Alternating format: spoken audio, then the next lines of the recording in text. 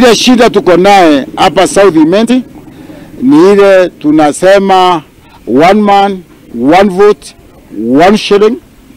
Hiyo iko muhimu sana sana kwa sababu South Imenti tuko sub-county 3 ambayo tuko na population ya 230 na tunapewa kiwango inafanana na wale ambaye wako hata 50,000 au 60.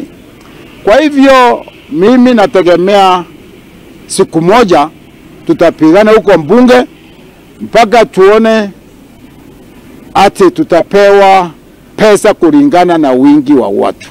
Sisi tunalipa tax mingi, na kama tunalipa tax mingi tunataka tupate pesa mingi. Kwa hivyo mimi naunga mkono ya one man, one vote, one shilling ili maendeleo iendelee kuwa sawa.